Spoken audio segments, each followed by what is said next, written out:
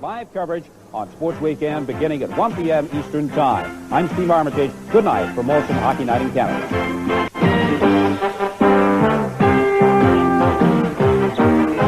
Molson Hockey Night in Canada on CBC.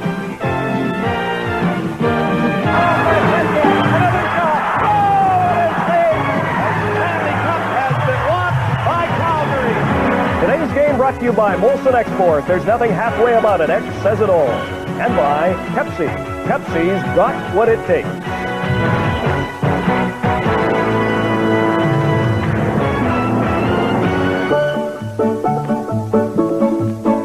The scene today is the Stanley Cup champion Calgary Flames enter the Kiev Palace of Sport for their game with Kiev Sokol from the Soviet Eastern Division. Brian, thank you very much. I can't wait to hear what Don Cherry has to say. I know this, Blues Army was never able to beat Red Army, so I have a hunch of what's in store. On behalf of all of us at Molson Hockey Night in Canada, on CBC in the Soviet Union, welcome to Kiev, the capital of the Ukraine, and Game 2 of the Calgary Flames tour of the Soviet Union against Sokol Kiev. This city of 2.6 million is behind only Leningrad and Moscow in terms of population, but in terms of tradition, it's number one. The city celebrated its 1500th anniversary earlier in the decade. Fortunately, hockey hasn't been here all that time, so they've yet to perfect it, but will provide the Flames with a good test this evening in the Soviet Union. For their comments, Don Whitman and Harry Neal. Thank you, Ron. Hi, everybody. Harry, the Calgary Flames attempting to even their preseason record at 2-2. In facing Sokol Kiev, we understand they're going up against one of the more physical teams in the Soviet League. Well, that'll be interesting because I thought the Kimmich team Thursday night was intimidated at the start by the size of the Flames. And so if they are an aggressive team, I think we'll see a better game. The Flames rarely lose two in a row, and they started this year the same way, losing the two in Czechoslovakia, but winning on Thursday night. And I'm looking forward to a better game. All these players watched the game on television, and this team lost to Kimmich by the identical 4-2 score. So I think we're in for a good game. Penalty killing was a key factor for the Flames in the opening game in the Soviet Union. Absolutely. It won the game for them. After Calgary got up 2-0 in the first period, they took 10 of the next 11 penalties. And so Joel Otto especially and his penalty-killing partners were very instrumental in the win here in the first game in the Soviet Union. The Flames are hoping they won't have to do that much work in a penalty-killing role in this game in Sokol Kiev. Now let's go back to Toronto and Brian Williams. All right, Don and Harry, we'll find out if the Calgary Flames have to do that in just a minute. It is game number 2 of the friendship series between the Calgary Flames, Stanley Cup champions, and the teams from the Soviet Union. Don Cherry is here in the studio. We'll hear from him in just a minute as this special Saturday edition of Molson Hockey Night in Canada on CBC will continue right after this.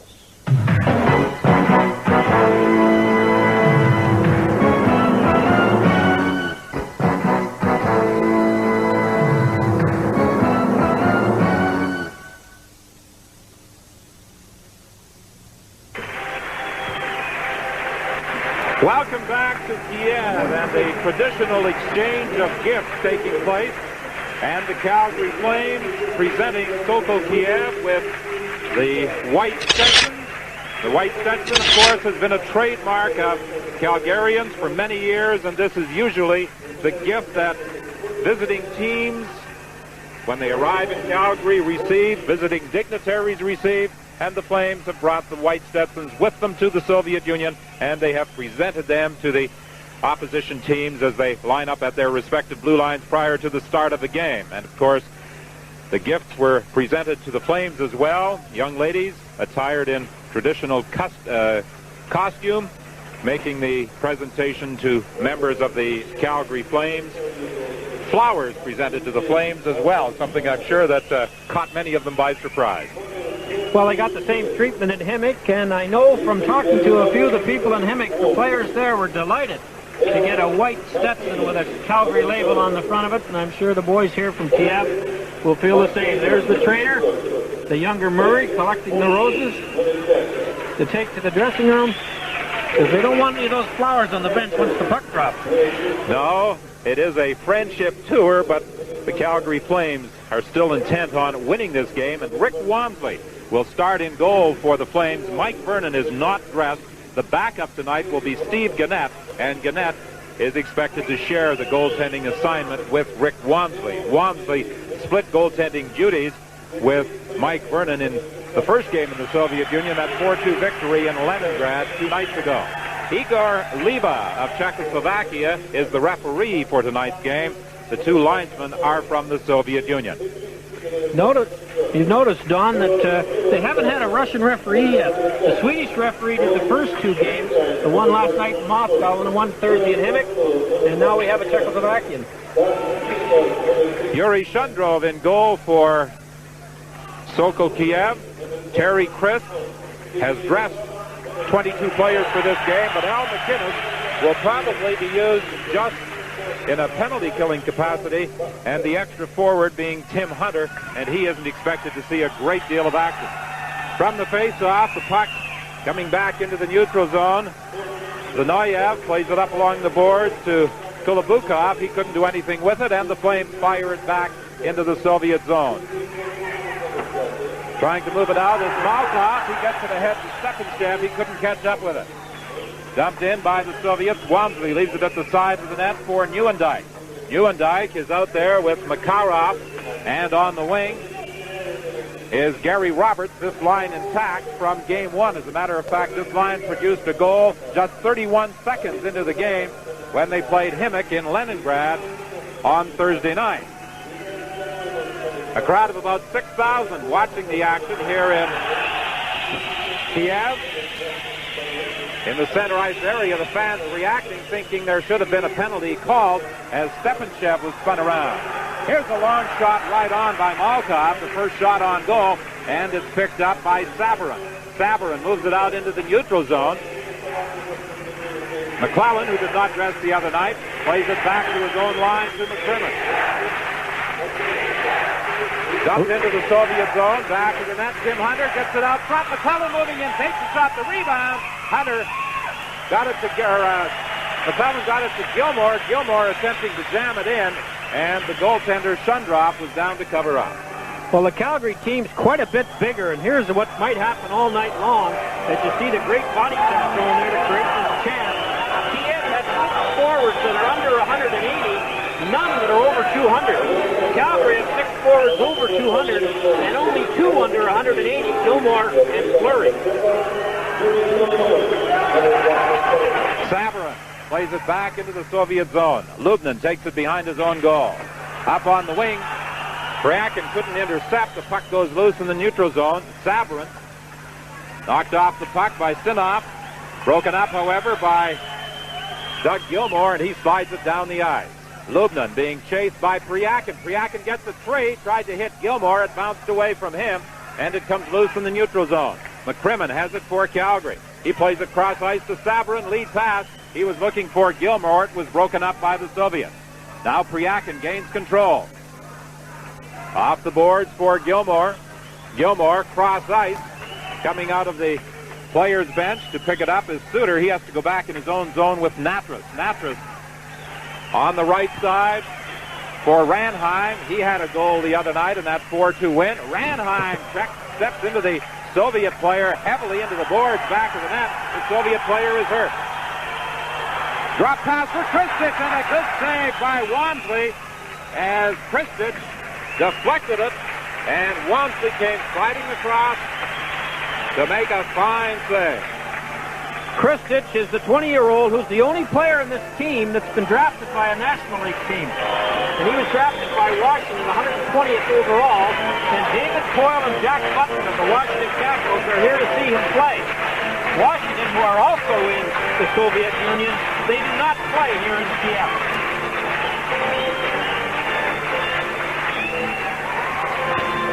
Paul Ranheim threw a big check down in the Soviet zone. The Soviet player went off to the bench holding his arm. Hrdina gets it loose, knocks it out into the neutral zone. Ranheim couldn't go anywhere with it.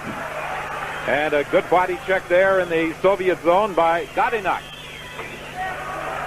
We suggested that this team might be more physical than Soviet teams we have seen so far, and that has been the case in the early going of this hockey game. Here's an opportunity now for Yildashev. A shot and a save by Rick Wamsley. Well, one thing this team's doing more than Nimick ever did is shoot the puck. The Nimick team kept passing it and never getting good shots away. No score in the first period. Paul Baxter, the assistant coach, on the bench for the first time in a National Hockey League capacity. Jim Poplinski in across the line. Puck taken away by Alapov. Alapov moves in with Garbushin. Garbushin is checked. It comes back into the neutral zone. Alapov tried to hit a teammate at the blue line, intercepted by Johansson. Johansson for Calgary dumps it in. There is no delayed offside as they are playing international hockey rules. So as a result, the whistle goes with Jim Poplinski in across the Soviet line. Well, the Calgary Flames are definitely playing much more aggressive tonight than they did at all in the first game. And I think they heard the same report we did, Don, that this is an aggressive Soviet team. And they are about half the size of the Calgary team. And if they're going to be aggressive, they're going to have to. Roger Johansson played very well, I thought, Thursday night. And, of course, he's used to these big ice surfaces, and that ought to help them. The Flames are just now beginning to get a feel for the larger ice. Merzin flipping it in. Shundrov stops it at the side of the net. The Soviets fire it down the ice. 3:45 is the time played so far in the period. The puck comes loose as Merzin had to take a strange bounce off those end boards, and it slid right in front of the net. And Wamsley almost got fooled in that one as the Soviet player was driving in and almost slipped it past him. Puck in the neutral zone. Kulabukov knocked off the puck as Merzin gets it ahead to Poplinski. Poplinski dumps it up on the wing, too far for Otto, and going back after it, Ovchinnikov. Ovchinnikov on the left side to Stepanshan. He's taken in against the boards by McCrimmon. Neuendijk trying to play it out of there, couldn't. Savarin steps into his man back to the net.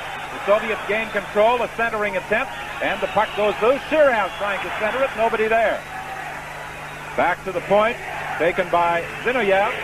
Zinoviev flipped it back of the goal. Т.Хантер tried to get it out. Zinoviev managed to keep it in. And now Makarov moves it ahead into the neutral zone to Neuendijk. Neuendijk over on the wing for Т.Хантер. Hunter stops in the corner, back to Neuendijk. Neuendijk behind the net, trying to get it out front. Makarov couldn't get a shot away. McCrimmon manages to keep it in at the point. 5:08 gone by in this still scoreless opening period. Finally, the Soviets clear the zone. Stepanishev, who had lost his helmet, flipped it out. Lubnin behind his own net.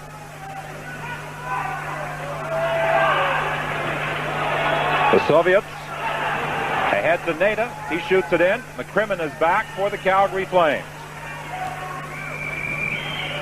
McCrimmon looking on the right side for Makarov, intercepted by Lubnin. Ahead to Nada, he shoots it in. Wamsley stops it there for Savarin. The Soviets intercept the puck in the Calgary zone. They gain control. Nada tried to slide it into the slot to Sinkov, broken up by Calgary, and here goes Priakin in alone, he scores! Well, Priakin poured in off the right wing and took a nice pass from Joe Neuendijk and made no mistake. And you watch the goaltender's going to open his leg, and that's where the Soviet shooter beats the Soviet goaltender between the legs. And one of the knocks on Priakin is the fact that he can't take advantage of good opportunities and put it in the net. Evidently, he had 3 breakaways from Czechoslovakia and scored on none, but he made no mistake on that one. 1-0 Calgary, 5:59 the time of the goal, scoring for the Flames. Sergei Priakin.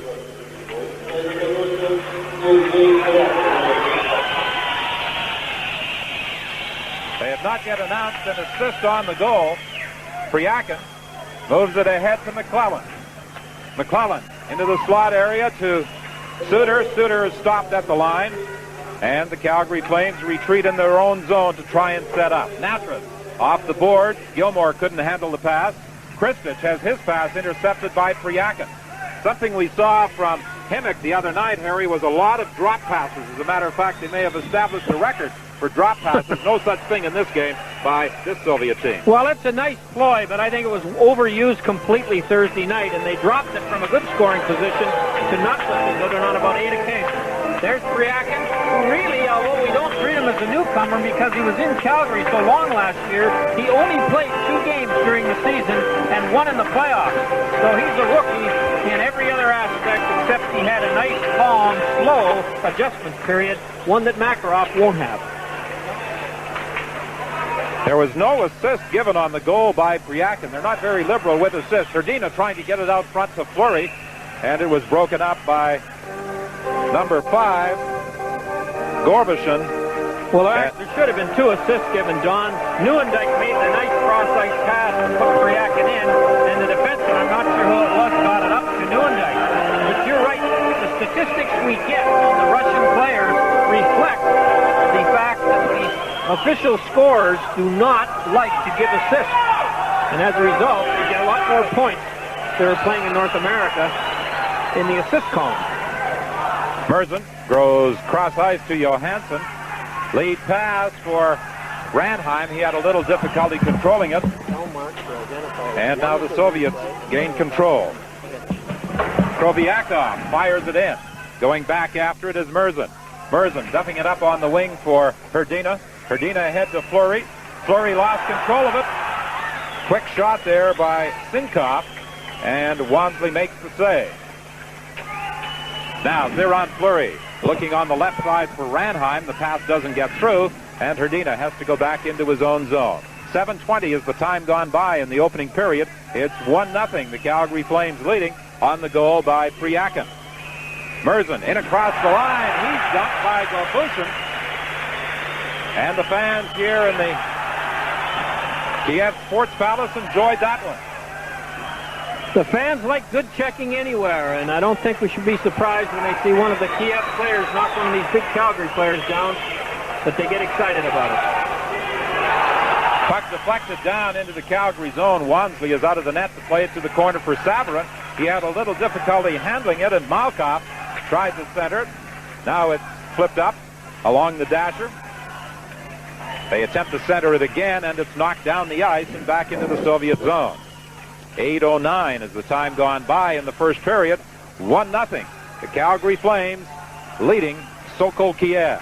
The second of 4 games the Flames will play in the Soviet Union. They won their first by a score of 4-2. Malkov trying to center it. He's being harassed by Savarin. The puck comes loose. Stepanchev gets it back to the line. Takes a weak shot. It bounces to the corner. Stepanchev again. Cutting right out in front. The puck is loose and knocked away just at the last moment by Mark Hunter. He breaks out now with Poplinski. Poplinski to McCrimmon. McCrimmon in across the line trying to get it back to Poplinski. Broken up by Ovenshaw.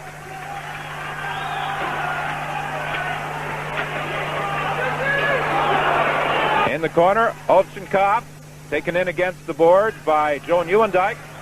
The puck goes loose. Botvinko attempted to move it back to the point, but it came out across the line, and the Soviets have to go back into their own zone. Neda plays it up along the boards. Sinkov unable to get it out on his first try, and finally does play it out into the center ice area. Makarov lead pass over to Nieuwendyk now, going in, saved by Shundrav. Rink-wide pass for Sinkov. Sinkov in across the line, tried to handle the puck, thinking perhaps of dropping it back, but there was nobody in position, and it was knocked away from him. Sinkov gets it again for the Soviets. Now it's Neda, bumped in against the boards.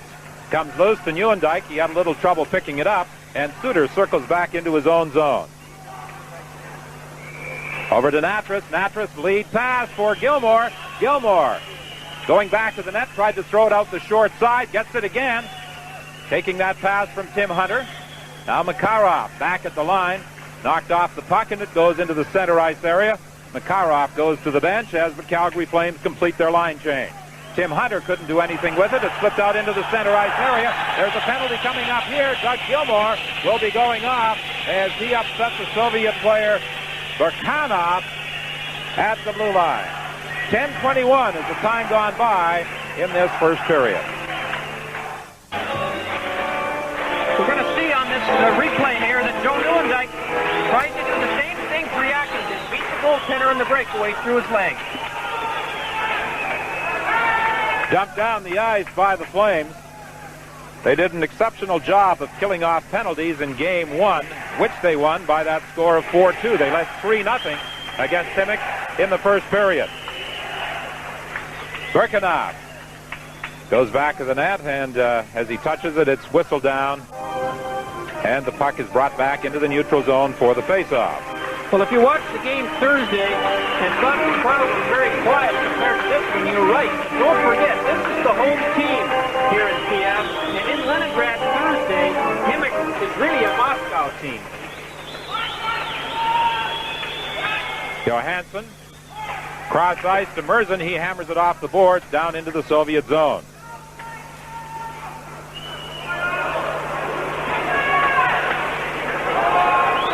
In his own zone, Godinuk having a little trouble handling it, gives it back to Gorbushin. Ahead to Birkanov. Birkanov in across the line, play broken up. Kristich picks up the loose puck to Birkanov. He was looking out in front for Yuldashev. Pass didn't get through. Now Yuldashev has it in the corner. Back to the point to Gorbushin. To Yuldashev. Yuldashev centering it. Here's an opportunity for Kristich. It was knocked off his stick by Merzin and slipped down the ice. Nice passing by the Soviet power play. They got it to one of the two men in front of the net that was being covered by the one Calgary defenseman, which is an impossibility, and as a result, the fumbled pass cost the Kiev team an excellent chance to score. Ovchinnikov coming out of his own zone for the Soviets. Stepanshev had his pass broken up by the Flames, and Natras in his own zone. Now is checked, it goes loose. Malkoff cross ice, but there was nobody in position to accept his hard pass. Gary Roberts brings it out to center ice, drops it off to Suter. He takes his time before flipping it down into the Soviet zone. Well, the Calgary Flames are picking up where they left off Thursday with this excellent penalty killing. One opportunity. Here's Gary Roberts stealing it, going in, the save by Shundraw with just 5 seconds remaining in the penalty to Doug Gilmour. Doug Gilmour now out of the penalty box. He steps into the Soviet player just as he came in across the blue line, and he was able to spin Kulabukov around as he was looking for that pass. 12:36 has gone by in this opening period. Calgary leading 1-0. Priakin has to wait for Gilmour to get onside, and then the pass goes off the skate, and the Soviets gain control.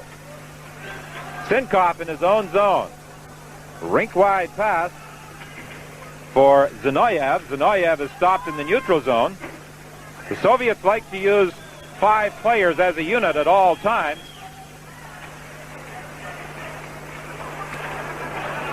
And they very rarely change, although on their power play unit they did make one change back on the blue line. Sinkov fakes the shot. Tried to go around McCrimmon. It was knocked away from him. Loose puck at the side of the net. Again, there have been some strange bounces off those end boards. Here's the shot.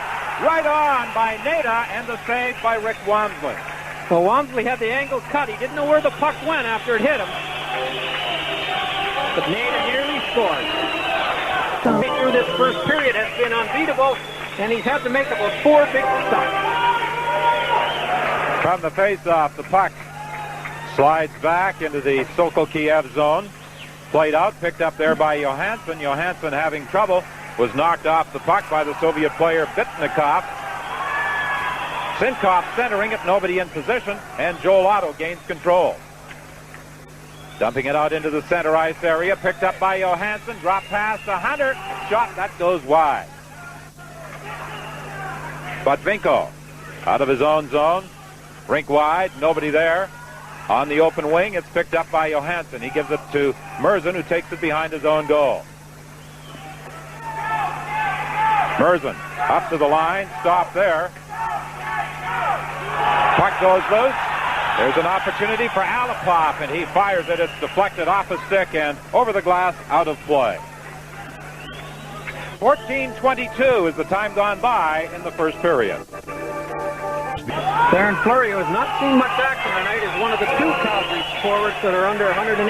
He may even be under 170. Despite the fact that he is the youngest player in the lineup of the Flames, he has had a great deal of success. He's been on a Turner Cup winning team in the International Hockey League with Salt Lake, a World Championship junior team, and of course last year a Stanley Cup championship team. Well, that's a nice streak to have going for a young Western Canadian boy. He's a delightful guy to talk to. He always seems to be in a good mood, but I don't think he's quite so delightful to play against. There's a large contingent of Calgary fans here, and they are trying to out-cheer, although they're outnumbered, this Kiev crowd. Loose puck in that Calgary zone. Alipov trying to get it free, does manage to get a shot away. Gorbushin is taken in against the boards by Т.Хантер. Now Alipov is checked by Natras. They battle for the puck in the corner. Gorbushin manages to get it loose to Shireyev. He's knocked down, and Gary Suter comes up with it for Calgary. He moves it ahead to Natras. Rink-wide pass to Hunter. Hunter is out there with Ranheim and Fleury. Ranheim tried to get it loose, looking for Fleury cutting in on the left side, unsuccessfully. Long shot, blocked before it gets to the net. Centering attempt by Yuldashev, and it's gloved and held by Rick Wamsley. Well, this Sokol Kiev team was created in 1963. They've played 5 games already this season. They're 1-3-2. One of their losses is 4-2 to Hemmick. And they finished 5th last year in the league. Here's probably their best player, Valery Shireyev. 12 goals, 9 assists as a defenseman. Finished 3rd in the Soviet League. And it will play for the USSR national team this year, and that's a first for any player from Kiev. Fired wide, Gary Roberts deflected off the boards. Makarov picked up the pass, but it was a 2-line offside call. Makarov, who gave us a taste of what he can do early in the game in Leningrad, and we haven't seen that yet, although he made that nice pass on the breakaway. He's wearing number 42. This year for the Flames. You know, all through his great career here in the Soviet Union, he wore 24. But that's Jim Kaplinski's number. So being the innovative guy that he is off the ice as well as on, he just turned it around, and 42 will be a number I think we'll remember in the National Hockey League this winter. Nieuwendyk in his own zone. Back to McCrimmon. He flips it down the ice. Shireyev. Back there for the Soviets. Long lead pass now to Kristich. Kristich at the line. The play whistled down. An offside call against the Soviets. Well, in the first 8 minutes, Terry Krist's team showed us all kinds of good biceps by their forwards. And the pace slowed up a little bit. One of the reasons is, I think, is that the Russian forwards, Soviet forwards here from the Kiev team, I think found out quickly that life's tough in the offensive zone. And the Soviet defensemen found the forechecking physical forwards for Calgary a little uncomfortable too. Stephenchev going for the net. Saverin got back to knock it away from him. Played up along the boards for McCrimmon. Kulabukov tied him up. It goes loose in the neutral zone. Nieuwendyk unsuccessful in attempting to steal it, and it's flipped over the glass and out of play. We've played 16-12 of this opening period, and the Flames are leading 1-0 on a goal by Priakin. Face-off in the center ice area. Johansson has it for Calgary. A crowd of about 6,000 watching this game. Considerably smaller than the crowd in Leningrad, although that facility in Leningrad can accommodate up to 25,000 with about 15,000 for a hockey game. Racing back after it is Merzen as he touches it, an icing call against Sokol Kiev. And Harry, the crowd is also much smaller than what we saw earlier today in the stadium adjacent to the hockey rink. About 70,000 were there for a peaceful demonstration in support of perestroika. What they're looking for in the Soviet Union, in this part of the Soviet Union, at least in Kiev, is for control of their own economy, and they want to speak their own language. And you're talking about the Ukrainians, who make up about half the population of this part of the Soviet Union. And they were a lively crowd, dampened a little, I thought, John, by some severe downpours. Yes, they said that reduced the size of the crowd, but still about 70,000 were out. Puck picked up by Sinkov now, coming out for Sokol Kiev. Sinkov having trouble with Johansson. Tried to get it back to the point. It bounces by Lubnin. It's loose in the neutral zone, and Priakin picks it up for Calgary. 17:15 is the time gone by in this opening period. 1-0. The Flames lead it on a goal at 5:59 by Priakin. Jim Poplinski, the Flame captain, centering it. Gilmore, cross ice, score! Hunter! Well, Mark Hunter really let go with a hard shot there. The goaltender had no chance at all. Nice pass to Gilmore. Turnover right here. You can see that the Soviet defenseman has not registered two guys. Number 14 for the Soviets, Shirerov, stood there at attention and took no one. As a result, Hunter had a free shot 15 feet out, and Mark Hunter can score. This Calgary fan, a little tired waving of the flag there, I think. They've led a tough fight, the Calgary fans over here. They've taken advantage of every second in the USSR. Loose puck in the Soviet zone. Gorbushin picks it up in the corner. Now it'll be interesting to see what assists they award on that play. Normally, both Poplinski and Gilmore would draw an assist on the score by Mark Hunter. On the first goal, they gave Nieuwendyk an assist, and not the defenseman that made the pass, sprung them out of their own zone. 1 minute and 57 seconds remaining in this opening period. Mark Hunter making it 2-0 for Calgary. And Mark was very disappointed in the way he played in Game 1. He only got one shift in the first period, and the penalties really followed up the line rotations. And Hunter's like about a half a dozen other forwards on this Calgary team. If they don't get warm and stay warm by getting a regular shift, their effectiveness is reduced dramatically. Good move by Hunter to avoid a check to Joel Otto. Otto trying to get it back to Hunter. It's deflected to the corner.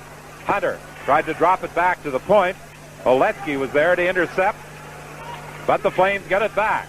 Natras getting set, lets the shot go. Through traffic, deflected wide. Suter with a shot right on. Shundraff has to make the save. Two big shots from the point by Natras and Suter. Suter's right on, and a screen Shundraff was forced to make the save. He's the oldest player on the Soviet team. He is 33 years of age, and he has been, according to reports we have received, one of the better goaltenders in the Soviet League. Well, he had a 2.85 goals against average last year in 41 games, and for a fifth-place team, that's a very decent average. We're into the final minute of the period. Calgary leading by a score of 2-0. Shireyev is back for the Soviets, being watched by Calgary's number 14, Theron Fleury. Now here's an opportunity, a breakaway. Just goes off the end of the stick as it's whistled down on an offside call.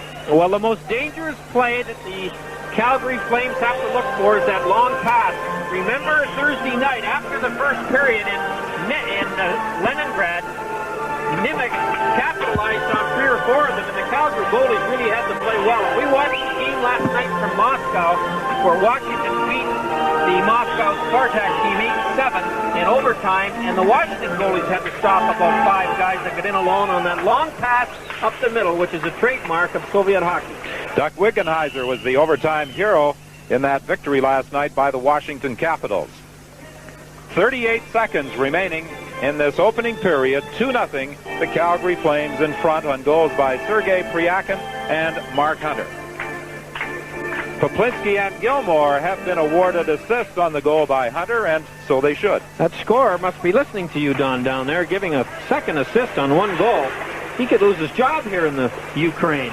It doesn't happen very often in international hockey where there is more than 1 assist on any goal. Makarov couldn't control it. It bounces off the skates of Nieuwendyk. Soviets try and get it out. They hit the referee Lipa. The puck stays in the zone. Nieuwendyk with a shot. Saved by Shundraff. Gary Roberts right in front of the goal, looking for that loose puck.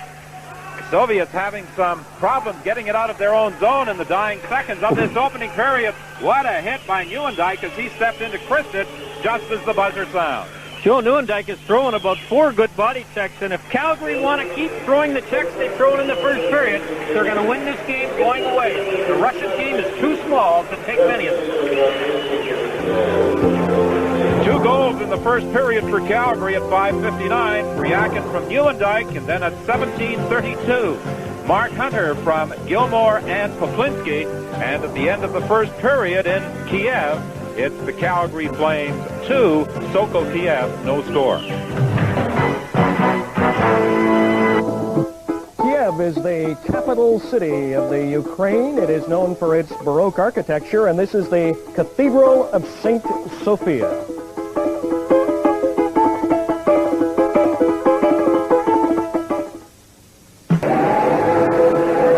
Welcome back to Kiev. Rick Wamsley, the starting goaltender for the Calgary Flames tonight. He played the second half of the game in Leningrad on Thursday night and was beaten for both goals in the 4-2 loss to, or 4-2 victory over Himmick. He made a couple of very good saves early in the first period of this game, Harry. Yes, he did. And although he didn't play a lot for Calgary in their drive for the Stanley Cup, you ask Mike Vernon how it feels to know you have a guy behind him, not only with the ability of Rick Wamsley, but with the character of Wamsley. I had the pleasure of playing in his golf tournament in Port Dover this summer, where he raised $1,000 for the Port Dover Arena Fund. He's a fine guy who goes back to his hometown and helps contribute to some of the people that need some funds by organizing the golf tournament. Our next game at Union, although the Red Army team bears little resemblance to the team we have seen in the past with the number of players who have gone on to the National Hockey League. Fetisov, Kasatonov, Makarov, Larionov, Krutov, McGillney. Wasn't that the green unit, those 5? It won't be quite as strong a colored green, and they'll miss those fellows, obviously, as they're all going to be pretty effective players in the National Hockey League after great careers in the Soviet Union. Lead pass for Gary Roberts, just a little too far for him. Shundrov is forced to play it. And against the boards, the Soviets get it loose. Play just underway in the second period with Calgary leading by a score of 2-0. Stephenchev bodied along the board, centered it, broken up by Johansson. He poked it ahead to Nieuwendyk. Nieuwendyk is racing after it against Zineyev. Zineyev, as Nieuwendyk loses his stick, gets the puck loose on the right side to Stephenchev. Stephenchev unable to go around Merzin. Still has the puck in the corner, still controlling for the Soviets. Tried to center it. It's broken up by Johansson. He flips it down the ice. Roberts was going in after it, but Shundrov, the goaltender, stopped it and left it there for Ovchinnikov. Malkov now in across the line for Ovchinnikov. Ovchinnikov went in too deep, couldn't get a shot away, and Brad McCrimmon took him out of the play. Johansson plays it up along the boards for McClellan. Rink-wide pass. Ranheim was offside, or Priakin was offside on the play as McClellan brought the puck in across the line. Now, this is something that I don't think I can ever recall seeing, a goaltender who plays with no tape on his stick. And the good little goalie here for the Kiev team has none on it at all. At least he has none on the blade.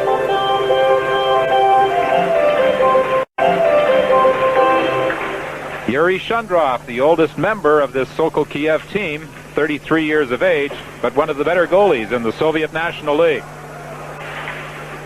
Gilmore manages to keep it in. He made a nice pass to М.Хантер for that second Calgary goal. Sinkov now for the Soviets. Trying to go around Sabrin, slides it out front, it's up and score! Nina! Well, Sinkov made a nice play to get his nose around Sabrin and then threw it back out in front. There were 2 Flames and 2 Soviet players, but as you can see, reaction pretty soft on the Soviet forwards and score.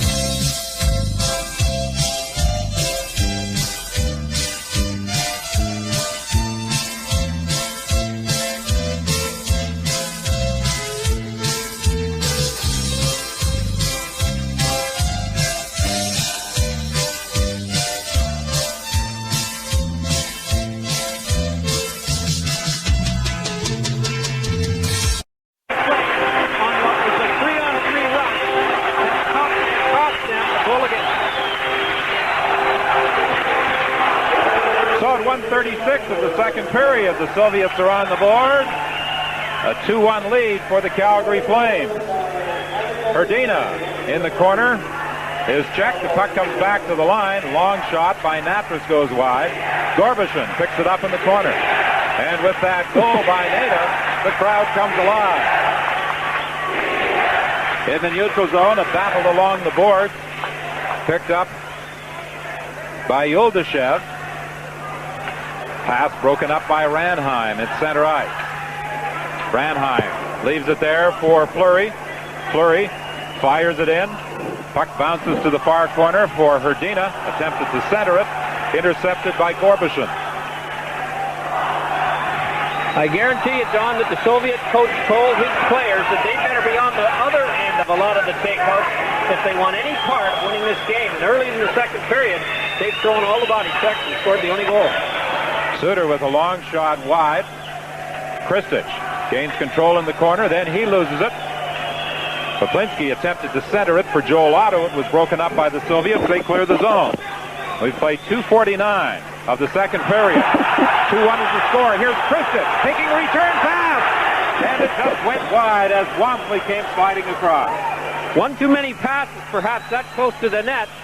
But the pass across to give the Soviet player the chance was in the air, and he couldn't knock it out of the air. Yuldashev falls, losing control of the puck, and Natras gets it out of the zone. Ziniev circles back in his own zone for Vasilenko. Long lead pass to Oletsky, a shot right on, a backhander. Wamsley handled that one. The puck goes loose in the corner. Yuldashev couldn't do anything with it. Now Makarov picks it up. Rink wide pass. Roberts looking for Nieuwendyk in front. He was tied up. The puck goes back to the Soviet net. Makarov and Nieuwendyk along the boards. Makarov gets it back to the line to Johansson. Back to Makarov. He couldn't handle it. It's loose in the corner. Nieuwendyk battling in there with two Soviets. Makarov comes in to help out. Makarov, rink wide for Murzin. Murzin scores! What a beautiful pass! Makarov spotted Murzin racing in from the point. Hit him with a perfect fade, and it's 3-1. Well, that was a brilliant pass right here. You see, Murzin takes off. Makarov, like all the great players, see it. And he puts it in the net.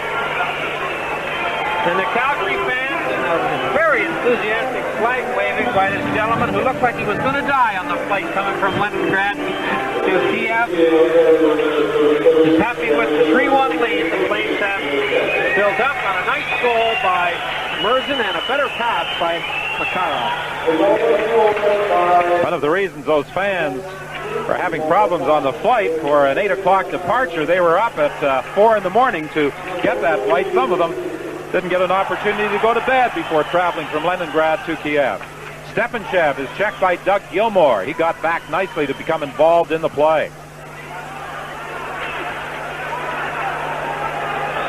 Kulabukov attempted to take a shot. It was blocked by a Flame, and the puck comes out into the center ice area.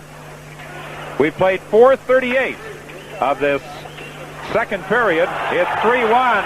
Tim Hunter collided with Doug Gilmour. Stepanchev with a shot. It goes wide. Tim Hunter is down. And out. Play continuing on, and finally the whistle goes as the Flames touch it and fire it down the ice. Bearcat Murray coming out to tend to Tim Hunter. He was involved in that collision with Doug Gilmour. Well, you wouldn't think that Hunter would be the guy lying there after running into Gilmour, but I'm sure that Tim Hunter did not see Gilmour. And Gilmour, and the result is the bigger, stronger guy has rarely moved. The referee took a long time to blow the whistle, but in all fairness to him, the play was down all around the Calgary net, and the referee was behind the net on the icing line. And was trying to make sure nothing was going wrong in front, and about 160 feet away, number 19 lay fairly still, but he looks like he's moving. Pretty tough to keep this guy down for long. Tim Hunter, who played his junior hockey with the Seattle Breakers, the first Calgary native to play for the Flames. He's a valuable member of this hockey club in a heavyweight capacity. He looks like he might have been winded more than anything. Not very often you see Hunter strut to his feet. Fleury, the trainer, asking T.Hunter why his voice is now a soprano. I think that was the problem. Terry Crisp had moved over to talk to him, and Hunter said, "I'm okay." Of course, on this tour, one of the problems with so many dressed is that they haven't all been getting as much ice time as they would like. Here's a shot fired wide by Priakin. Now Gilmore moving in alone. It hit the post. Dana Merzen attempting to keep it in at the point. It bounces free. And it's Botvinko back of the net, sliding it out front. And McClellan was there to intercept. Gilmore with a great opportunity to make it 4-1, whistling it off the post. Well, he had the goalie beaten up high to the glove side, but he couldn't get it on the right side of the goal post. Botvinko again, long shot, right on the rebound, and that's fired wide. Priakin, who started the scoring for the Flames, moves it out into the center ice area. 5:53 has been played in this second period. Well, the Kiev team are skating much better this period. It looked like any jitters they might have had playing the defending Stanley Cup champions are over. Gildashev tried to throw it back to the point. It's intercepted and brought out, but there was a whistle on the play. A penalty coming up. Fleury and Kristich collided, and the sticks went up. And the referee is now over. I don't know whether he saw either one of those players and is assessing the penalty, or whether it was some of the action in front of the net. It's Aaron Fleury, who can be an awful pest, we all know, gave us a little demonstration that he hasn't forgotten how to do that over the summer. Well, Fleury and Kristich played against each other in the World Junior Championship 2 years ago, when the tournament was held in Moscow, and Canada won the gold medal. And it is Fleury who will be heading to the penalty box. I think he knew it all the time, Don, but he was going to see if he could intimidate the referee a little bit. And it looks like he gave this guy a little bit of a two-hander to see if the Russian equipment was any good. And as you can see, the trainer, that little Sunday school face of Aaron Fleury isn't often the way he acts sometimes when he gets out on the ice. A fan favorite, a favorite of his teammates, and an awful enemy of his opponent. There's the magic cup for Russia. Could be some of that Leningrad water. Nobody will drink it. It might heal bruises. Well, they tell us that the water is fine in Kiev, but not too many have been taking a chance. However, we have found the food to be very good in Kiev. Oh, yes. There's a little repair job being done on the bench in Kiev. And the trainers have been busy in the last 3 minutes. And for some of us, Harry, drinking the water and avoiding the food might be a better idea. Shot from the point, they score! Zinoviev! I don't know whether wrongfully was screened on that last minute, because normally he'd have picked that off. But the trouble started when they lost the draw. And there's the shot. And you can see that both the Calgary defenseman, I think it was Knapp, and the Kiev forward went across in front of Wansley just about the time the puck was arriving. Rick Wansley, I think, heard that one go by and did not see it. But this turned out to be as good a first part of the second period as we enjoyed the first period. Zinoviev, the goal scorer, with that blast from the point. And it's 3-2. A power play goal just 6 seconds into the Fleury penalty. This is an icing call against the Calgary Flames. Well, as you know, 6:29 is the time gone by in the second period. 3-2 is the score. The coach of the Sokol Kiev team, Anatoly Bogdanov, he watched the game between Calgary and Kimmich from Leningrad on television the other night. He thought that maybe he would travel to Leningrad to do some scouting firsthand. What did he tell us, Don? He said Kimmich lost 4-2. We lost 4-2 to Kimmich. Should be a good game out for Calgary. And it has. Shireyev loses control of it.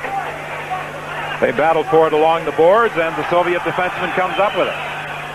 Attempting a rink-wide pass that was deflected over the glass and out of play by McCrimmon. 6:59 has gone by in the second period. 3-2, the Calgary Flames lead Sokol Kiev. 7:01, the time elapsed now in this second period. A strange bounce that almost fooled Shundrov. In goal for Sokol Kiev. Gary Suter back at his own line, gives it cross ice to Natras. He returns it to Suter. Suter has difficulty picking it up. To Ranheim, he bangs it down the ice, and this will be another icing call against the Calgary Flames. Well, the goaltender there was very fortunate that he was hit by that bouncing puck. You know, the players complained that the ice was a little rough here, and the puck on that bounce shoot-in took a weird hop and nearly caught his veteran goalie by surprise. Back to the line, Ovchinnikov lets the shot go up high. Zinoyev comes in deep, tried to center it, goes off the side of the net. Suter battling along the boards with Ovchinnikov, and the play is whistled down, and there's going to be a penalty here. Penalty call, this time against Theron Fleury. Well, Fleury knew he had this penalty. He was well over to the penalty box before the referee got there to report it. And the last time he sat there, he got nervous because the Kiev team scored. And the one thing that you can't give the Russians and get away with it forever, although Calgary did on Thursday night against Hemi, is keep giving them that extra man on the ice. They pass the puck very well, and you're asking for trouble taking needless penalties. Calgary played a good, tough first 10 minutes of the first period and didn't run into a penalty. Since then, they started a little monkey business, and it's starting to cost. Sokol Kiev scored just 6 seconds into the last Fleury penalty. Puck fired down the ice by the Flames.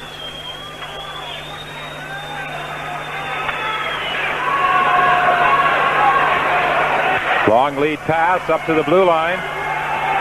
Sinkov stopped by Merzen. Unable to get it out, however. Lubnin keeps it in. Lubnin to Sinkov. Back to Lubnin at the point. Nada. Back to the line. Lubnin.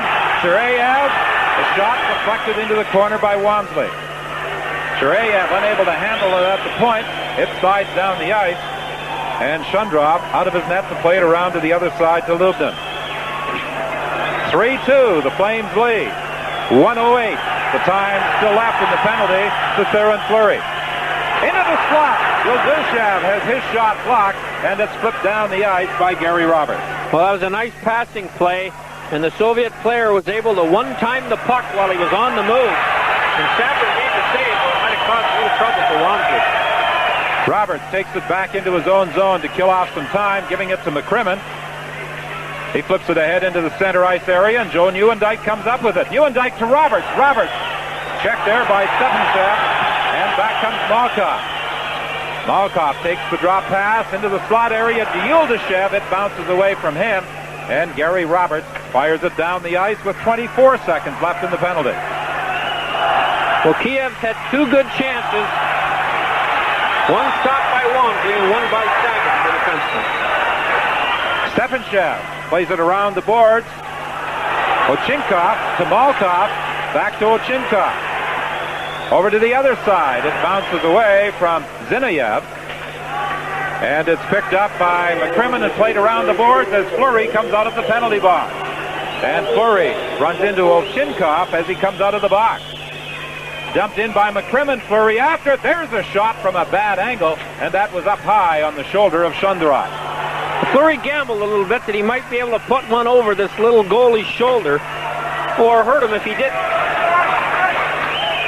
Those shots from bad angles, the goaltender has a tough time getting out of the way or ducking it. 10-10 is the time gone by in the second.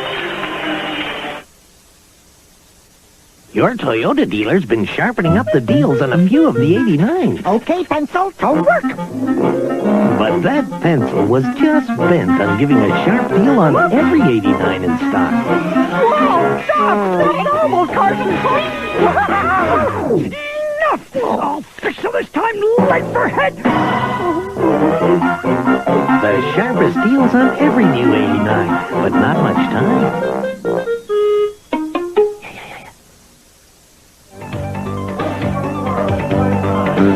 The athletes in the city of South Korea, the Olympics 1 year later, September 24th at 8 p.m.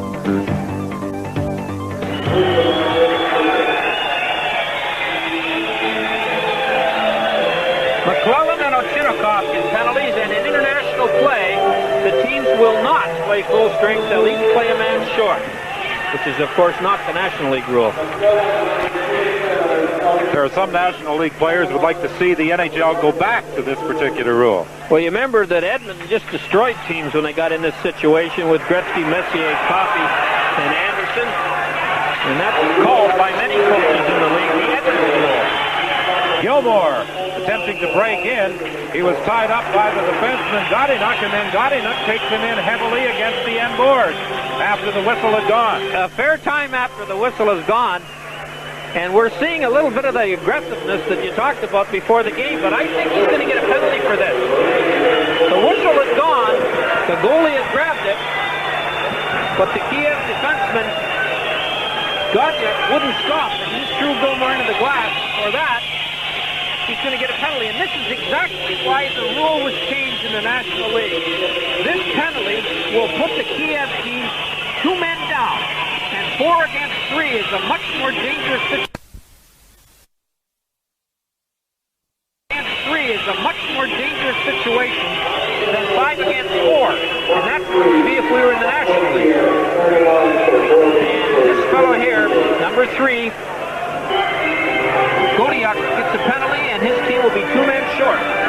Al McInnes makes his first appearance, I think, of the game, and he'll wind up with that howitzer from the blue line. He already got one on the Soviet part of this tour Thursday night. McInnes unable to keep it in back at the point. He is the 7th defenseman dressed for this game. As Coach Terry Crisp told us prior to the start of the game, he said he was only going to use him on power play situations so that his other defensemen could get more of an opportunity to play. Fleury in control, 4 skaters against 3. McInnes lets it go wide. Fleury the rebound. The goaltender's down. He scores on the second opportunity. He picked it up off the end board, tried to slide it by him, got it back again, and put it into an open net. Well, that's what happens. There were 3 Flames in front of the net, and only 2 Russian defensemen, and Fleury, the extra guy, got the puck and bounced it into the goal. And that penalty was a costly one to the Kiev team, who have been making a bit of a comeback. And Fleury, who always plays better when he gets himself involved, proved it again by scoring the goal that gives his team a 2-goal lead. Al McInnes draws an assist on the goal by Fleury. The goal comes at 11:01 of the second period, restoring the Flames 2-goal advantage. Rink-wide pass for Merzen. Dumped into the corner. A goaltending change with Samoylov now in goal for the Soviets. He makes his first save off Joe Nieuwendyk. Makarov takes the drop pass from Johansson. Tried to get it to Nieuwendyk back of the net. It bounced away from him. 4 skaters against 4. Still 31 seconds remaining in that double minor.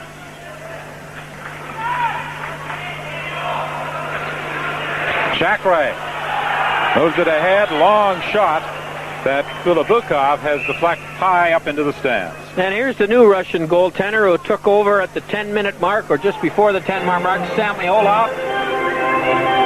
And he was tested very quickly with a shot that he handled. And in this, what could be classed as an exhibition game, will give him a chance to play. As the old-time goaltender there, Shundroff, played 41 of the 44 games last year. Terry Crisp indicated that he would be using his two goaltenders, Rick Walmsley and Steve Gannett, an equal amount in this game, but we have passed the midpoint of the second period, and so far Gannett has remained on the bench, Walmsley the goaltender. Well, Gannett's got his mask and both his gloves on. Unless he's afraid of one of his buddies shooting one into the bench, he's ready to go on the ice. Maybe Chris is reading this clock wrong. As you know, they go the other way here. There's Gannett. He's ready to go. The Flames got him for a 6th-round draft pick from Pittsburgh last year, and he finished the season in Salt Lake City. Good glove save on the shot from the point by Walmsley. And here's the stop right here. Walmsley makes. And Walmsley's been sharp. As usual for him, he's a pretty fair goaltender and has been on every team he's played with. I thought he did a great job in St. Louis when he was there. And when called upon last year, he was a good, strong goaltender. The icing is waved off as Samoylov had to handle the puck at the side of the net. And he holds it there for a face-off. Not dressed for the Calgary Flames, in addition to goaltender Mike Vernon, Colin Patterson, Jamie McCowan, and Bergqvist.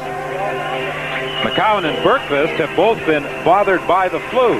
McCowan didn't even skate this morning, and evidently Bergqvist, this was his first. There's Vernon. He's got some flowers he's taking to the dressing room. The Flame players have their wives here, and he'll present that to his wife for sure when he gets back to his house. Shot fired into the paths of goaltender Walmsley by Oletsky. Picked up by Fleury. Fleury dodges a check in the center ice area for McClellan. McClellan attempted to leave it there for Fleury as he was spun around, but it's knocked down the ice by the Soviets.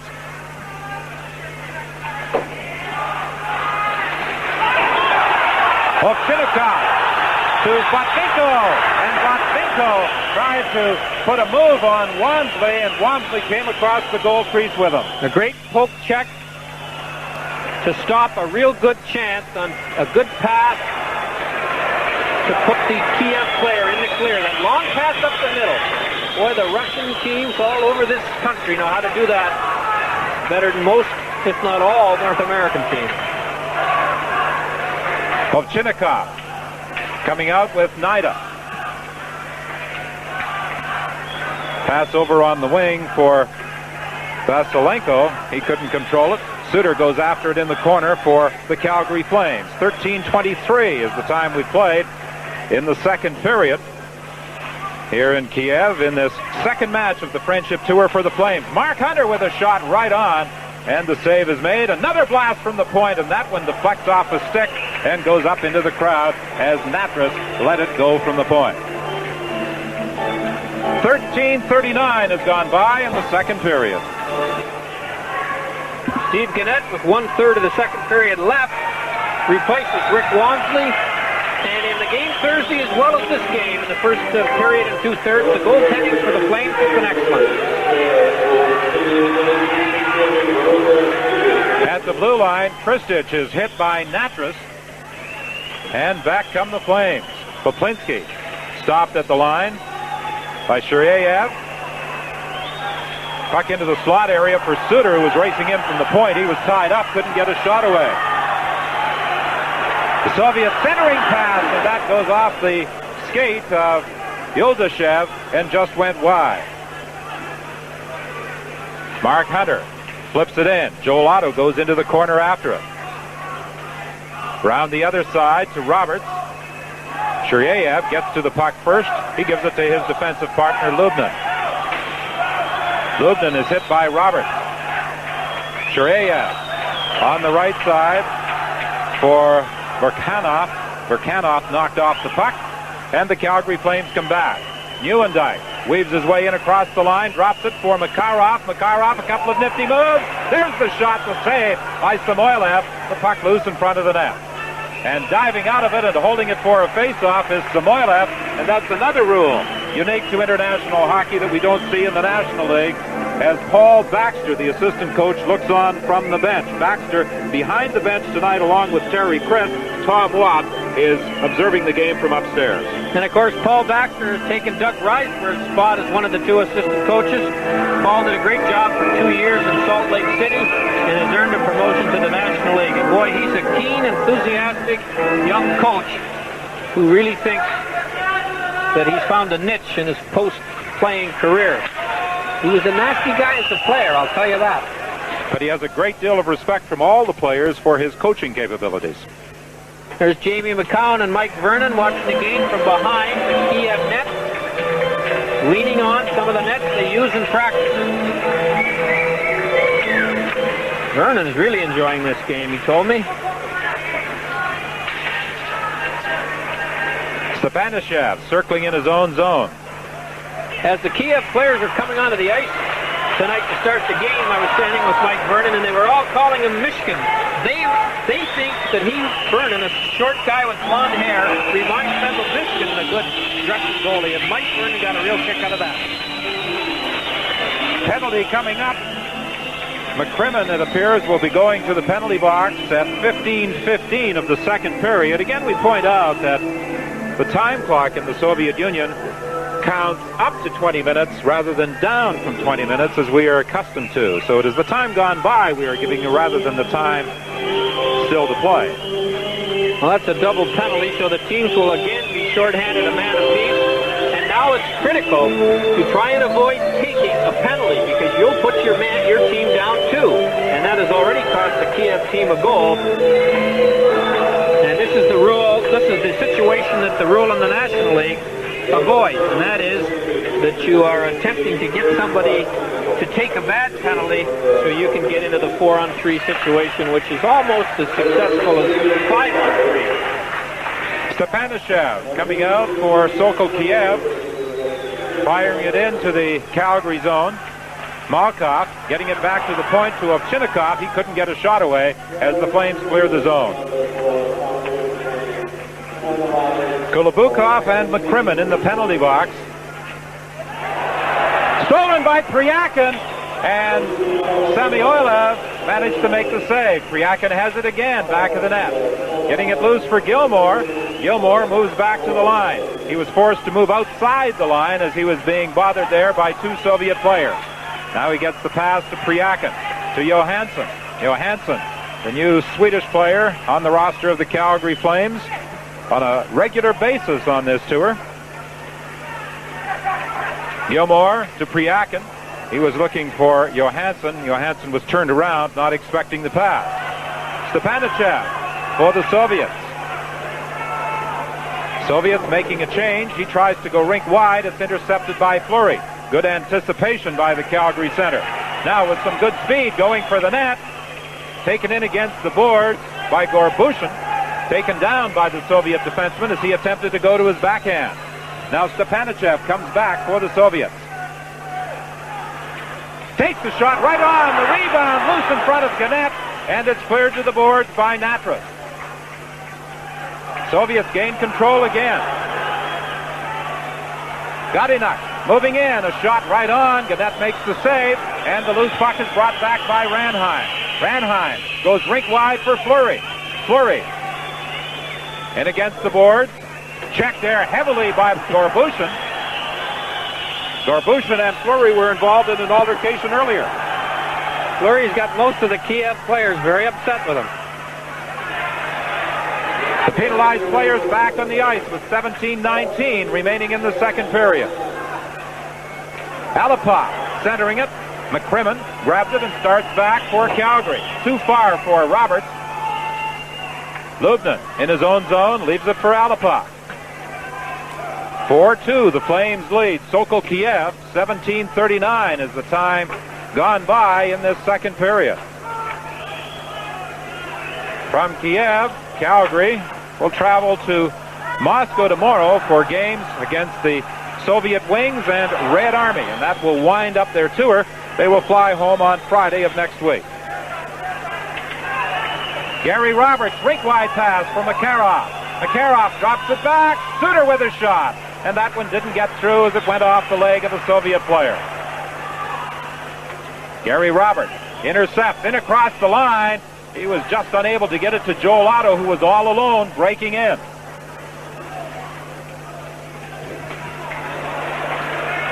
Calgary, for the most part, each period play 3 lines more than 4, unless there are some penalties to disrupt the rotation. And that at least gives the players 1 period of a lot of action rather than a period where they might only get on 2 or 3 times. I think it's a good idea to try it that way, because one of the objectives of this tour is for Calgary to get in shape, game shape, to play the season, not just to win these games. Yuldashev had moved into position to take a shot, but Burkanov was in the net. Shot by Joel Otto, and the save by Samoylov. Samoylov made a nice stop on a good, hard, well-placed shot by Joel Otto, 29. We're into the final minute of the second period. Calgary leading by a score of 4-2. Ziniev was stopped at the line. The puck goes loose in the neutral zone.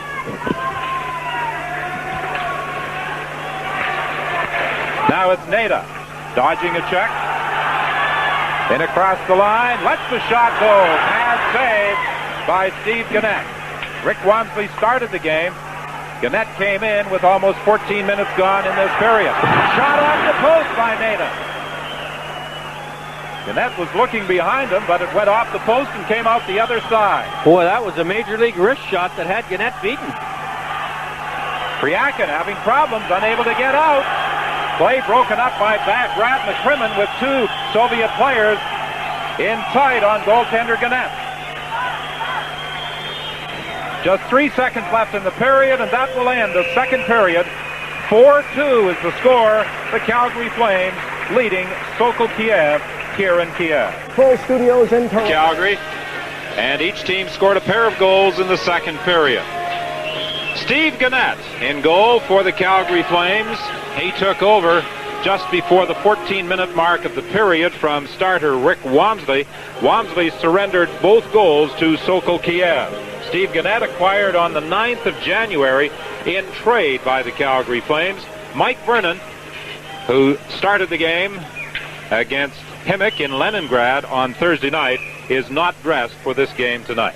And I think it's only fair to comment that this Czech referee, Mr. Liba, has been far more tolerant than the referee Johansson was in Himmick on Thursday and last night in Moscow, as he gave Washington Capitals a ton of penalties in that 8-7 overtime victory for the Caps over Moscow Spartak. Some very questionable calls in that game last night, but the Capitals managed to win by a score of 8-7. And David Poyle, the general manager of the Capitals, is in attendance at this game, merely interested in watching the play of number 8 of Sokol Kiev, Kristich, Dmitry Kristich, who was drafted by Washington in one of the latter rounds of the 1989 amateur draft. This is a Soviet ploy. When they're behind going into the third period, they don't start the clock. So they give the whole team a little more time to come from behind to get a victory. Nobody on the Calgary team has noticed it yet. Now Paul Baxter is signaling to the players on the ice that the clock hasn't started.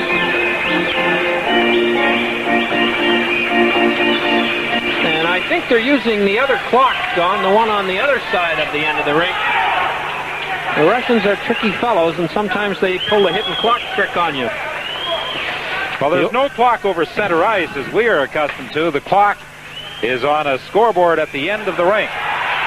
Sinkov with a blast high up off the glass. Nada in the corner attempting to center it. Knocked down by Merzen. Comes to the line, kept in by the Soviets. Nada with another shot, that goes wide. Sinkov from a bad angle took a shot. Off his skate, the puck bouncing around in the Calgary zone. Neuendijk bumps with the Soviet player Nada, but the play is whistled down as the puck was hit with a high stick. Well, I think you'll agree with me, Whit, that this is a beautiful city, Kiev. There's the clock trying to catch up to the game. It will.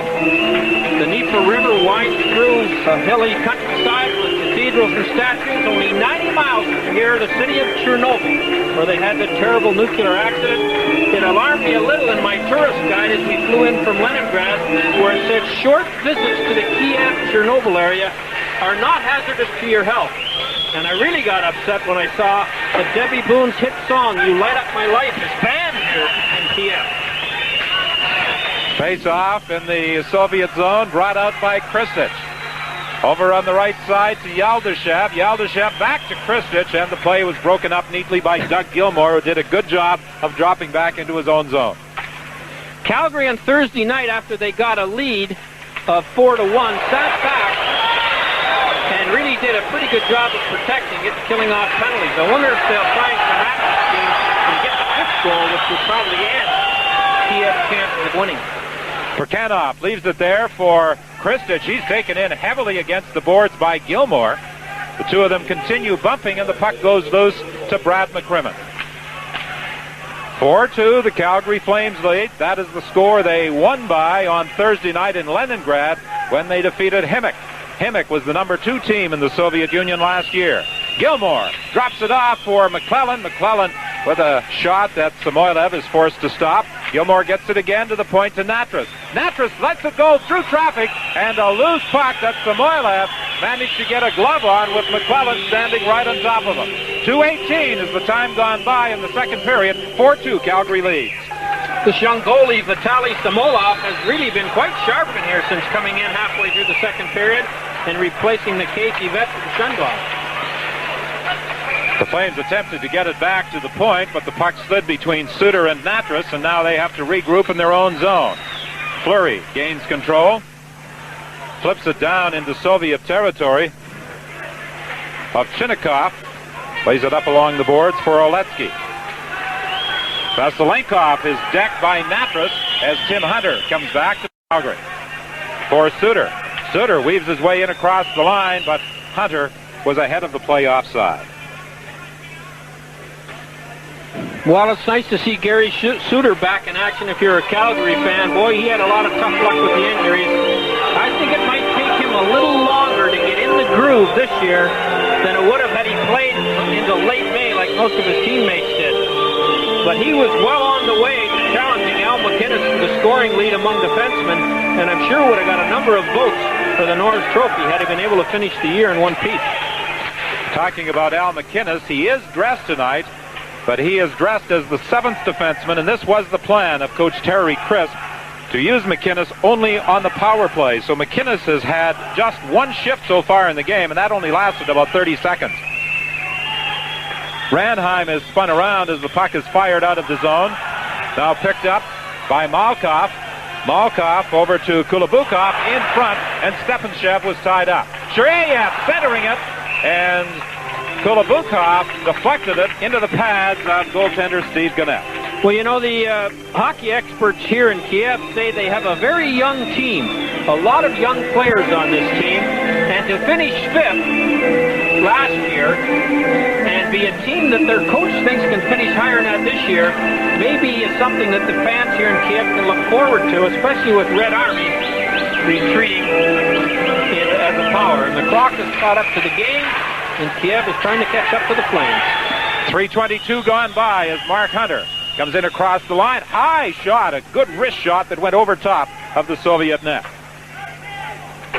Mark Hunter scored the second goal of this hockey game for Calgary as they enjoyed a 2-0 first period lead. In the game against Himik, Calgary got off to a very quick start, scoring just 31 seconds into the game, the goal by Gary Roberts, and they led 3-0 at the end of the first period. Gadanak in his own zone, playing it around the boards, and it slides down the ice and back into Calgary territory. Merzen gains control of the puck, then loses it. Gorbachev moving in, just slid it wide. Centered for Neda, he was tied up by Mark Hunter, and here comes the captain, Jim Poplinski, in on the right side, bumping with Gadanak. This Soviet team likes to play a physical game, but they are giving away a weight advantage almost for every man of about 15 to 20 pounds. Unless you run at Gilmore or Fleury, you're in trouble if you play for Kiev as far as the physical disadvantage is concerned. Number 3, Godniak has been one of the more impressive defensemen, and he was a member of the Junior World Championship team in Anchorage last year, along with number 8, Kristich. And Kristich is the player that was driving for the net, but he was tied up, and the puck never got through to him. Nieuwendyk in across the line with Roberts and Makarov. The puck slides to the net, but neither could get their stick on it as it was deflected behind the goal. Ziniev plays it up along the boards, kept in at the point by Sabarin. Now Ziniev gains control. He moves it ahead to Kristich. On the left side to Bukhanov. Drop pass for Kristich, and Kristich had difficulty controlling it as he tried to go around the veteran defenseman Brad McCrimmon. McCrimmon is bumped in against the boards by Yuldashev. Finally, the puck is poked loose, and Gary Roberts is there to gather it up for the Calgary Flames. I think David Poyle is going to like the looks of this Kristich. He's only 20 years old, and he's made some nice moves tonight. Kristich was a member of the Soviet team in the 1987 World Championships in Moscow, and he was part of the team that won the gold medal last year in Anchorage, Alaska. Gilmore pries it loose off the boards for Priakin. Priakin is checked by Kristich. The puck goes loose. McClellan has it. McClellan to Gilmore. Gilmore threw it out the short side. There was nobody in position, and the Soviets start back. Bukhanov with a long shot that is steered to the corner by Gannett. Gary Suter up along the boards. Gilmore deflects it to the neutral zone. We played 6:17 of the third period. It's 4-2 Calgary. And the next goal is a critical one. If Kiev can get it, it's going to be a great finish to a pretty good hockey game. If the Flames get it, the mountain may be a little too high for Kiev to climb. 6:27 is gone by in the third. A good crowd of about 6,000 taking in the action in Kiev. The ticket price, 6 rubles. Ticket prices normally for hockey games are 1 ruble. Well, I don't know whether they're getting 6 times as much for their ruble tonight, but they are seeing a good effort by the home team, and they are playing the Stanley Cup champions, the Calgary Flames. They don't have to do that very often this season in this rink. Shiryev being pestered by Т.Хантер. Obviously, he's all right after that second period collision with Doug Gilmore. Stolen by Johansson to Hunter. He lets the shot go off the stick of Lubnin. Played around in the boards, kept in by Johansson. A long shot, knocked down in front by Lubnin, and he clears the zone as it slides back into Calgary territory. This will produce an icing call against Sokol Kiev. Well, you know, in 1943, the population of Kiev was 180,000. Today, it's over 2.6 million, the third largest city in the USSR. In 1943, it ended the German occupation, and 800 of the 1,160 businesses were out of it.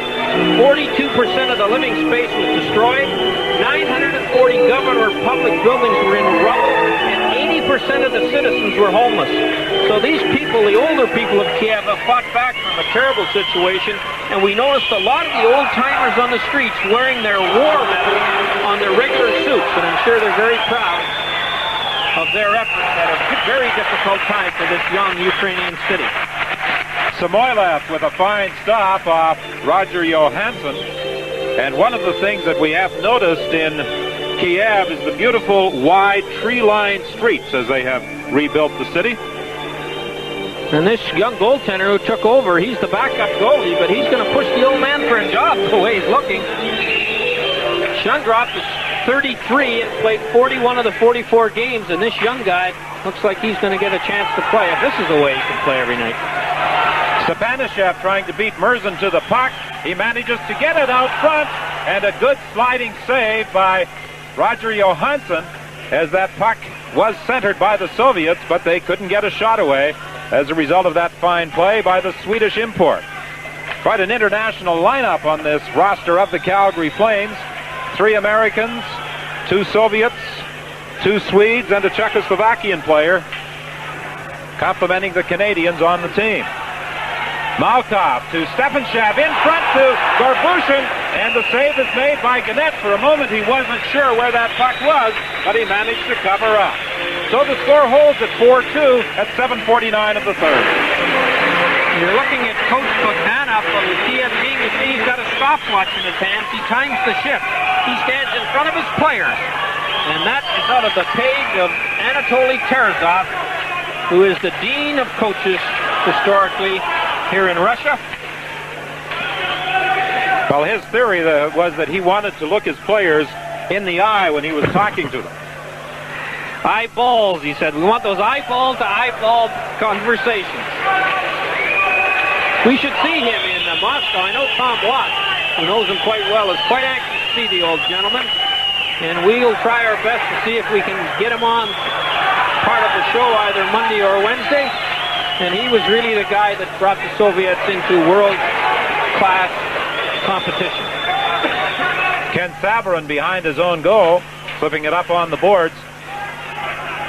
I refer earlier to your comments, Harry, about the referee Lipa of Czechoslovakia letting more things go in this game than did the Swedish referee on Thursday night in Leningrad, and it's been a much more physical game as well.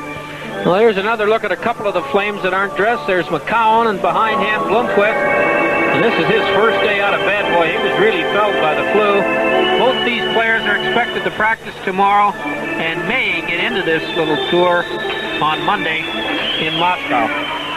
I'm sure McCowan will. I'm not too sure whether Blomqvist will, and he'll probably play Wednesday if he doesn't play Monday. It's a tough place to be sick, I think, Don. Race for that puck. Gannett way out of the goal to play it up on the boards. And the Calgary Flames get it out of the zone. Makarov looking for Nieuwendyk, who was in full flight coming through that neutral zone, and he couldn't quite handle the pass. Makarov again for Nieuwendyk. He has Roberts with him. Roberts in across the line, dropping it off to Natras. A long shot deflects off a stick and up into the crowd. And Makarov made another one of those little plays that very few players can make.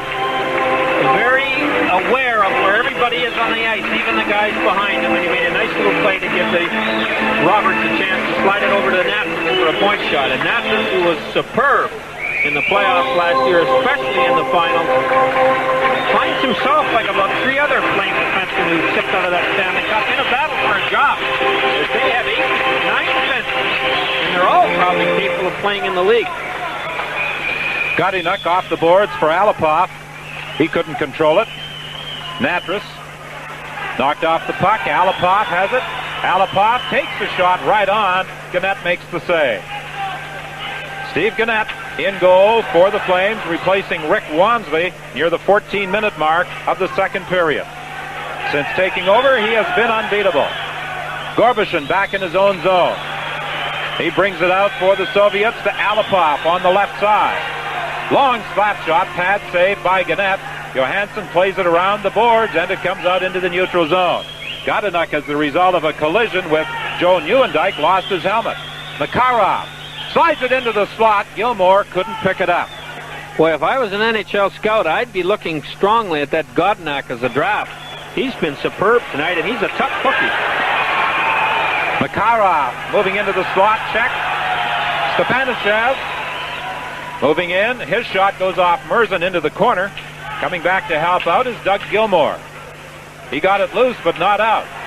Ovchinnikov tried to move in, lost it to McClellan. Plays it ahead to Priakin. Priakin tried to go cross ice to Gilmore. A weak pass that didn't get through. Ovchinnikov up on the wing to Kubulikov, cutting for the net. Saved by Steve Gannett as he stood his ground. Gannett, in the brief time we have seen him in this game, has been impressive. Very, and he looks very poised, not nervous at all. And he hasn't played on this tour in Czechoslovakia or in Russia, so it's been a while since he's had game conditions, but he's looking and sharp, playing well. Zinoyev, who has scored one of the 2 Soviet goals, plays it back in his own zone to Ovchinnikov. Knocked off the puck by Fleury. Back to the point to Sabarin.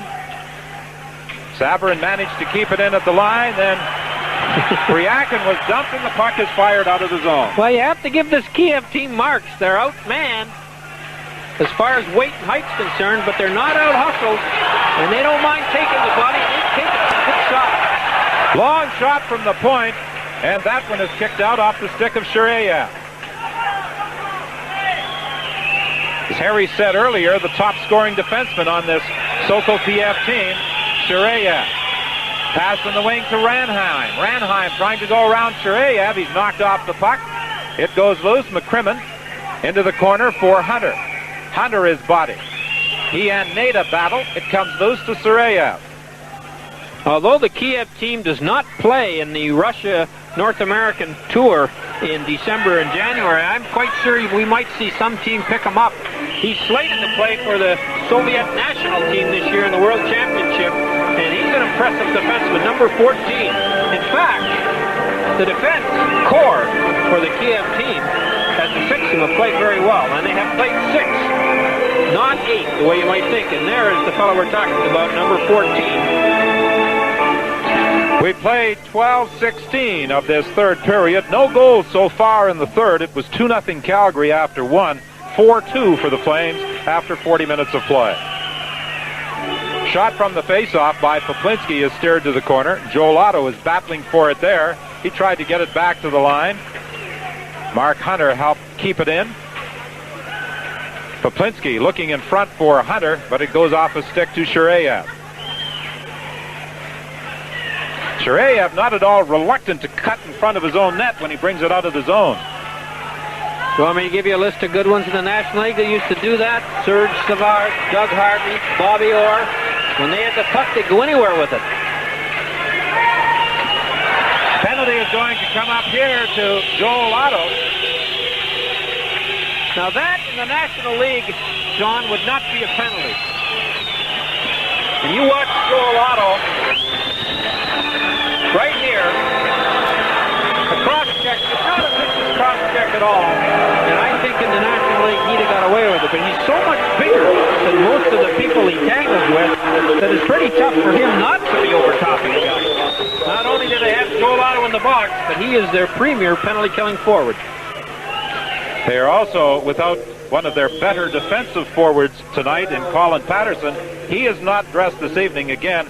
We mentioned that Jamie McCowan, Jonas Bergqvist, Mike Vernon, and Colin Patterson are sitting this one out.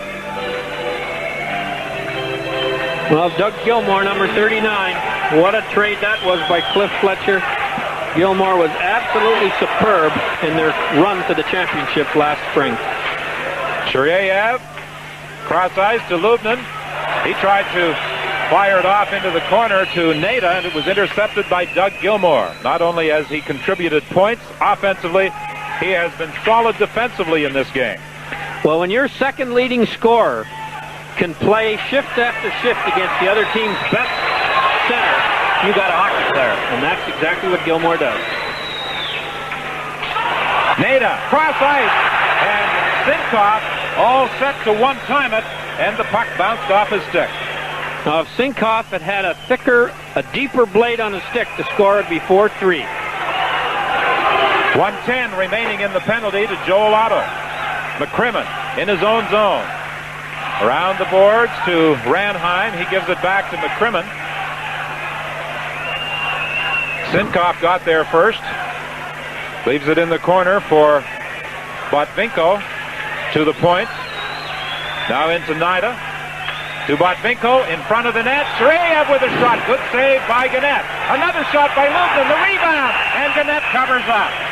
Gannett has made several good saves in this third period. None better than on this power play. Well, he sure has been sharp, and the Flames have had more trouble killing penalties tonight against this team than they did Thursday against Kimmich. And here's a little flurry of shots that Steve Gannett would not allow to get past him. And he looks like he knows exactly where the puck is at all times. And there is Steve Gannett, who's also making his presence felt. I don't know how this team's going to cut down when they have to get to 23 or 24 guys. Some tough decisions facing Terry Crisp, Cliff Fletcher, and the other members of the Calgary Flame Brain Trust, the coaching staff, the assistants, Paul Baxter and Tom Watt, Al McNeil. Doug Riseborough. Lanny McDonald. I got enough guys voting on it anyway. Back to the line.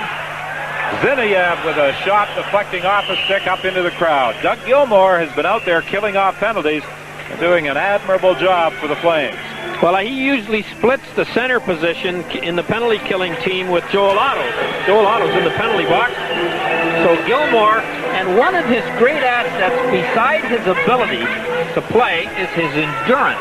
Boy, in the finals at the end of a long season, he was playing every other shift when the game got down to the short strokes, and he seemed to thrive on that kind of ice time, and it would have killed a lot of players in the National League, and he's the second smallest player on the Calgary team. But he may be as big as any when it comes down to who does what. And it was just over a year ago early in September that Cliff Fletcher was able to acquire him from St. Louis in that trade. Penalty to Joel Otto has now expired. The Flames back at full strength, and Otto steps into the Soviet forward Stepanashev as he attempted to bring the puck up ice. The Soviets try again. Stepanashev goes cross ice to Yoldashev, fired wide of the net. Loose along the corner. Malkoff gets it loose. Yoldashev to Gorbishin coming in from the point. Couldn't get a shot away. He was tied up, and back comes Poplinski. And we're seeing more cases where the point men for the Kiev team jump off the blue line into the slot to try and reduce the gap of 4-2. And sometimes he's tough to cover. Penalty coming up to the Soviets at 15:33 of the third. Anatoly Stepanashev gets 2 minutes for tripping with 4:30 to go in the game. This is a bit of a bitter pill for the Kiev team to swallow because they had been coming on with some good chances. They just can't beat Steve Gannett in the goal for the Calgary Flames. And now they have to give up 2 minutes of the last 4.5, which is time they'd like to have to operate to tie this game. And Al McInnes gets his second shift of the hockey game.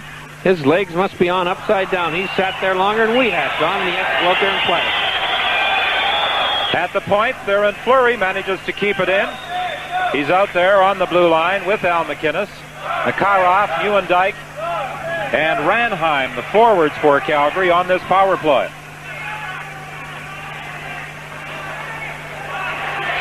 Al McInnes was probably enjoying the game up until this point of the third period. Well, they want him out there for that home run shot he's got. And I'm sure the Kiev players, especially the goaltender, haven't seen many that can shoot like he can, if any. McInnes drives it in.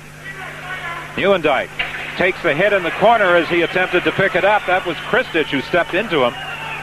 Again, we point out he was the draft choice of the Washington Capitals, and general manager David Poyle is here watching him.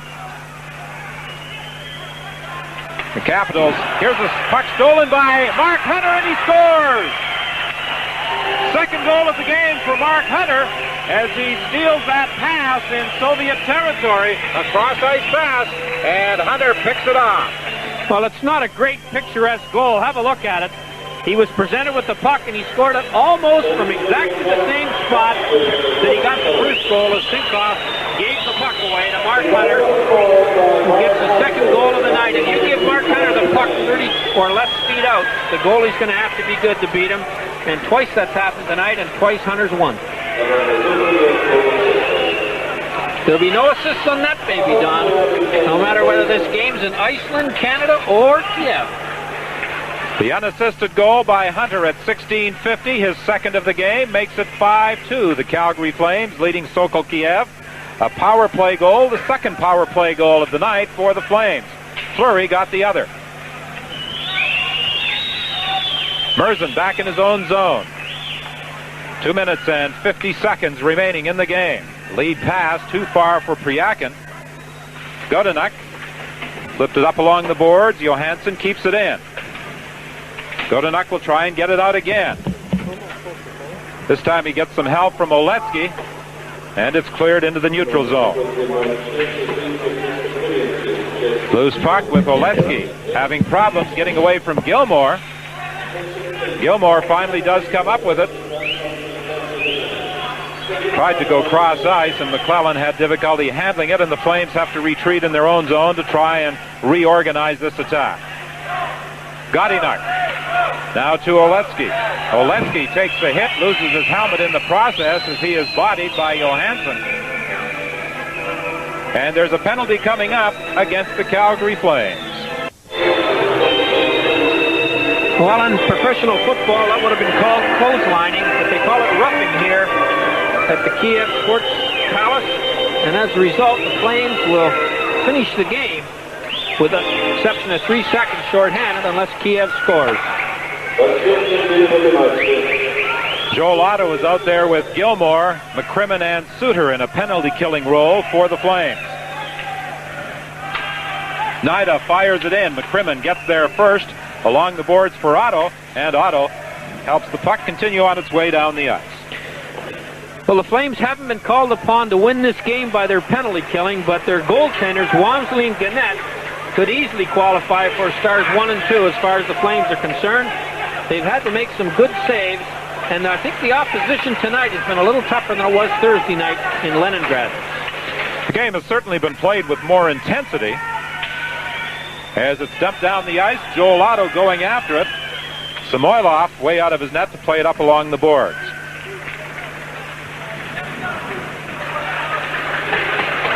The Flames with no obvious flaws. One of the reasons they were successful in their drive to a Stanley Cup. Good penalty killing, a fine power play, excellent goaltending.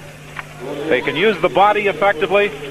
They look as though they're going to be the power again in the National Hockey League in this 1989-90 season, which certainly isn't good news for their other opponents, particularly those in the Smythe division.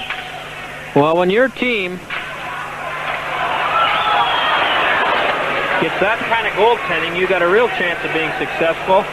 And the goalie for Kiev is out, so now there's 6 skaters against 4. A tactic that's rarely used in Russia, pulling your goalie. Soviets gain control. Malkov cross ice. Kristich couldn't control that high pass. Ziniev to Kristich. Kristich bumped by Natras. The puck goes loose in the corner.